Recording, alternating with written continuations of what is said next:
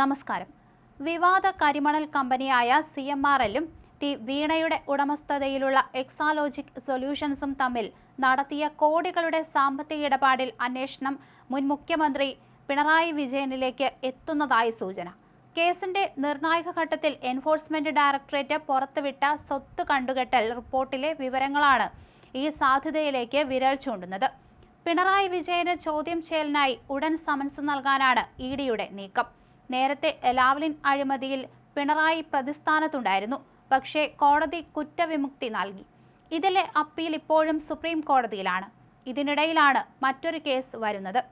പിണറായി വിജയൻ മുഖ്യമന്ത്രിയായിരുന്ന കാലയളവിലാണ് വിവാദപരമായ തുക കൈമാറ്റം നടന്നതെന്നതും CMRL മാനേജിംഗ് ഡയറക്ടർ SN കർത്ത നൽകിയ മൊഴിയുമാണ് കേസിൽ നിർണായകമായിരിക്കുന്നത്. വ്യക്തിബന്ധത്തിന്റെ പേരിൽ മാത്രമാണ് പണം നൽകിയതെന്നും എക്സാലോജിക്കിൽ നിന്ന് സേവനങ്ങളൊന്നും സ്വീകരിച്ചിട്ടില്ലെന്നുമുള്ള കർത്തായുടെ വെളിപ്പെടുത്തൽ മുൻ മുഖ്യമന്ത്രിക്ക് തിരിച്ചടിയാകും.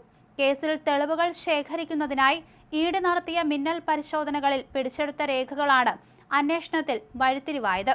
മേയിൽ വീണയുടെ വസതിയിൽ നടത്തിയ റെയ്ഡിൽ കണ്ടെടുത്ത ഐഫോൺ, ചുവന്ന പുറംചട്ടയുള്ള ഡയറിയിലെ 1 മുതൽ 9 വരെയുള്ള പേജുകൾ, പ്രത്യേക വിവരങ്ങൾ കുറിച്ച പേപ്പർ ഷീറ്റ് എന്നിവ നിർണായക തെളിവുകളാണെന്ന് ED വ്യക്തമാക്കുന്നുണ്ട്.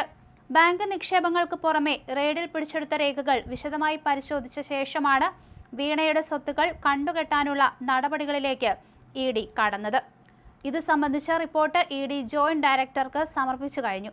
സോഫ്റ്റ്വെയർ സേവനങ്ങളുടെ പേരിലാണ് 2.78 കോടി രൂപ വീണയുടെ കമ്പനിക്ക് CMRL നൽകിയത്.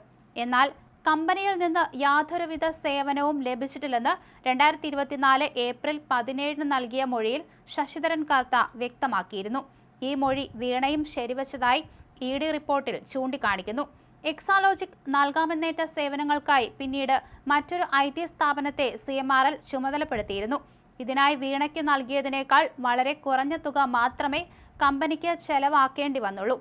66 ലക്ഷം രൂപയുടെ നഷ്ടക്കണക്കും 5 ലക്ഷം രൂപയുടെ മാത്രം വിറ്റുവരവുമുള്ള ദുർബലമായ സ്ഥാപനമാണ് എക്സാലോജിക് എന്നും CMRL-ന്റെ ഔദാര്യത്തിലാണ് ഇത് മുന്നോട്ട് പോയതെന്നും ED റിപ്പോർട്ടിൽ പറയുന്നു.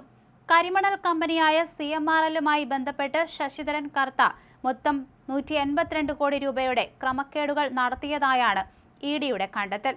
ഇതിൽ 139 കോടി രൂപ ഹാൻഡ്ലിംഗ് ആൻഡ് ട്രാൻസ്പോർട്ടേഷൻ അഥവാ ചെളി നീക്കൽ എന്ന പേരിലാണ് കമ്പനി കണക്കുകളിൽ നിന്ന് എഴുതിത്തള്ളിയത്.